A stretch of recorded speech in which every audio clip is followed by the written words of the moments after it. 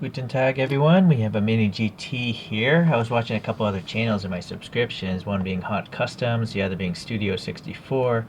They got this guy in. I think even Ron's Muscle Diecast also got it as well.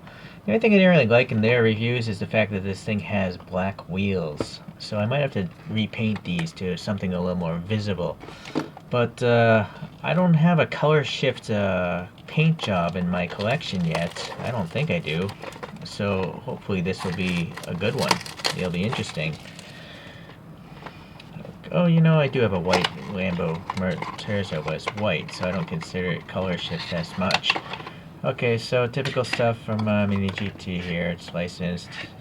It's gonna have a metal base. It's gonna roll. So all that stuff. The blister's nice for storage if you need to. So let's take a look at these photos. I couldn't really find one with these exact wheels, but these are 5 spokes. Maybe these are the exact wheels. No, those look like multi-pieces back there. So this is also an LB Works body kit on this thing, so on top of an M4, which is a strange nomenclature. I don't read car magazines anymore, and I don't go to car websites. So I only really learn about modern cars by buying the diecast model first and then researching it. But it turns out, this thing, an M4 came out in 2014, and they renamed their M3 because a 3 Series is a 4-door saloon. And they took the 4 Series and created that to be the coupes. So basically the platforms are the same, but an M4 is basically a 2-door M3 from the past. It's a 2-door coupe, right? Where they still have an M3, but that's a 4-door. So 3 Series have 4 doors, 4 Series are coupes, 2 doors. Hopefully that makes sense. It does make sense to me. It's just I'm just so used to always calling them an M3. Okay, so another thing that changed is a lot of the previous M3s had V8 engines of normal aspiration, but this thing shrank in size down to a 3-liter straight 6. But to keep the power up, they have twin turbochargers in there, and at an amazing 18.1 psi, which is pretty high. When I had a turbocharged engine, granted this is like the 2000s, it was running only 12, I think around 12 psi. So 18 psi just sounds really high to me, but technological advancements and all that stuff. So anyways, that boost is getting this car to have around 425 horsepower, somewhere in that ballpark. 0 to 60 would be around 4 seconds. And as always, the cars get more expensive, $80,000 US. So my brain is still stuck at like $30,000 when the early M3s were out. So the M series, it would have a carbon fiber roof, and unless it had a sunroof, it would not have that. But I think the boot is also carbon fiber and an engine brace. So, okay, well, that's all I learned about the stats. So let's take a look here. Alright, so I can definitely see that this thing does shift between purple and green. Hopefully the camera's going to show that as well. Yeah, I mean, I guess this is one benefit of having a really bright photo booth, but it's shifting its color quite a bit. So this is really cool. I like it. You can just sit here and veg out to this. Okay, but let's continue on. So the side here, it does look like that body kit. It's got these little rivet marks or body screw marks.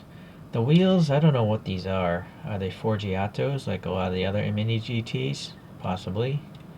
But yeah, as great as the details probably are, mold-wise, it's just really hard to see what's happening. So I'm not sure what color I'm going to make them. I wish I could spray paint the wheels to be photochromic like this. That would be awesome, but I imagine that kind of paint is really expensive. Seems to be a LB Works logo right there. It's hard to tell, it's being dark on such a dark paint job, but it's there. Same with this text here. Door handle looks really good. There's a depression above and below it, so it looks like your fingers could grab that thing. Alright, let's go around to the front here.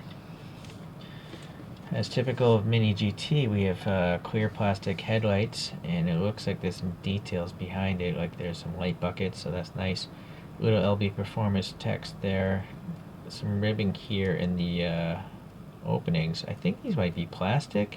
That's hard to tell. No, it's such a high pitch. Maybe that is the cast metal, but it's painted black. And then we have a little chrome around the kidney grills, really well done.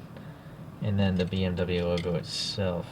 I'm gonna try to zoom in and see if we can, how good it looks. That's pretty darn good. I mean, you can't really read BMW, but look at this dental pick. I mean, I don't know. Maybe a 1/400 scale airplane could do it, but those things cost 5 to 7 times as much as this model. Okay, we got some printing here on the windshield, and it does seem to be a tampo. It's not a decal, so that should be pretty good for the long run. There's some raised and painted wiper blades there, so that's alright. MiniGT doesn't do any sort of reflectors in the mirrors, but that's perfectly fine for the price. It is rubbery, like a lot of MiniGT, so that's good. It's a hard rubber though, but still, it's better than just rigid plastic. They'll break if you drop this. And then we have some black around the windows, molded windows, a little printing there as well. Alright, going to the end, we got some really nice exhaust tips. You know, they're super big, there's depth to them, so they look good. You know, from the side, they look dark, right? That's how the exhaust tips are supposed to look. And then we got the thick red taillights looking good. We got something on the license plate, that's great. And then the logo again, and this time M4, very good. A little more Liberty Walk branding there. And then, what's that, the flag? The Japanese rising sun as well. I think that's a logo they use, Liberty Walk, that is. This carbon fiber texture, it seems alright. I'll be honest with you, it doesn't look like carbon fiber to me. It looks like a pattern you'd find in clothing or something like that. But again, for the price of a MiniGT, I think it's good. I'm pretty okay with it. There's some blackout on the molded window here, and then again, that paint is cool. All right, let me back out again. We got the shark fin there. You know, I don't know if that graphic. I think the graphic is actually avoiding that shark fin. I don't see it here. It's just matte gray. Okay. This side we got the fuel filler door, and then oh, didn't even see down here. Oh, let's see, Toyo tires, PDC. So what is that? Is that the wheel brand? I've never heard of that. Please leave a comment. Is that a PDC? I don't even know if that's a D. I would have to guess it is, but what is that, I wonder? Okay. Didn't even see this on the other side. There's a little bit of silver and black here, so that's cool. I don't know if that's supposed to say M4 right there. It's not legible, but it looks like there's supposed to be something there on the real car at least. Okay, so the tires, they're not bad. They look a little bit off-roady from the side. Let's see on the bottom though. Yeah, they're okay. This is unfortunate. MiniGT is going back to just random blank bottoms. So, for posterity's sake, we have no clue what this car is. You know, 10, 20 years from now, when some 5-year-old kid picks this up, they're going to be like, what is that? I don't know, right? Be nice if it just, you know, you don't have to mold it in here. You can just stamp it, BMW M4 2014 or whatever year this is modeled, that kind of thing. I think that would be nice for the future. Okay, there's a screw here. Unfortunately, that probably means, no, I don't know if there's a screw under that. No, is that plastic? Yeah, I think that might be, I don't know, is it a separate piece? I'm just wondering if that's a separate piece and there's a screw under there, or if there's only one screw and there's some sort of tab system holding the back end of this on. So here's a little update before the wheel painting. So yeah, that screw was underneath the exhaust system, but the great thing about MiniGT, at least this is the second one I've opened now, they use a very soft glue. It's not a rigid glue that's going to break the plastic. It's almost like a silicone or something. So the most difficult part is having something thin enough to get underneath that little gap. So if you're going to open up models, I suggest you buy one of these kits for battery replacements on mobile phones. It comes with a bunch of little small plastic wedges. So you can see here, it was like that. There was a tiny gap right there, and I was able to get this thing right in there and then slide it around and then just slowly pry it out, and that was it. So nice and easy peasy lemon squeezy, so some movie people say. Here's an interior. It's just plain black. That's common with MiniGT. Good detail, just no extra color, but again, for the price, I think it's fantastic.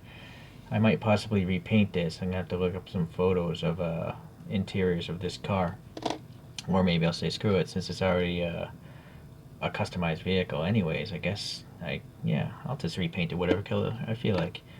Okay, so the wheels, right, they're covered in the rubber tires, come off simple enough, and I'm just gonna paint them right on the axles. So I shall be back. Oh, there's the glass, by the way, if you want to take a look at that. It's weird, there's no actual rivet. Strange. It's just it's in there. I'm not sure what's trapping that plastic in there, but there's no rivet at all holding that in place. I think it's actually just molded to pop into the openings. So that's pretty cool. Interesting. Back here with some silver wheels. I just airbrushed some silver on them.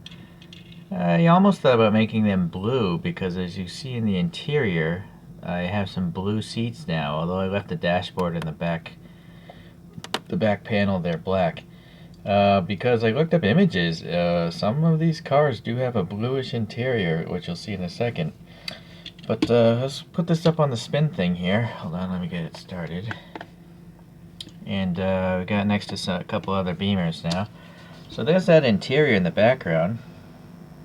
Right? Pretty crazy color scheme, yellow and blue, but okay, so now we got the cars here, and this blue one is also by MiniGT. That's the Alpina B6, I think it was called. It's based off an M3, an old one. And then this is an M1 from Kyosho. So they're both pretty cool models, I guess. But that's what we have going. Let me pull out another more modern one, and this one is going to be by Para64. I have reviews on all these models, by the way. And I did a wheel swap on the Para64. I just wasn't feeling the weird snowflake wheels that BMW designed on this M3 here. So yeah, you can see it's a 4-door M3, 2-door M4. I guess it wouldn't it have made sense if this was called the M4 door and this could have been called an M2 door? M4, it's just me. But I guess the M2 I think may have been already taken. Okay, well, anyways, you're forgetting about nomenclature of BMW models. I do have to say, as usual, good old MiniGT putting out a fine product for the price, especially.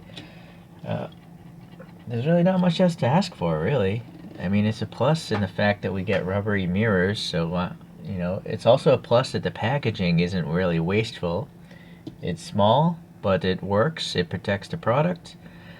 Yeah, not much to ask for from this brand. So I'm definitely gonna continue buying more MiniGTs. If you haven't tried the brand out yourself, I highly suggest you give them a shot. They're not super expensive. Obviously, a lot more expensive than a Hot Wheels, but there's no Hot Wheels that look like these either. So not even the premiums come to this level of detail or accuracy. Hot Wheels just, they got too many cartoonish proportions and stuff. So, alright guys, well, hopefully I'll catch you guys the next time I do a MiniGT review. See ya.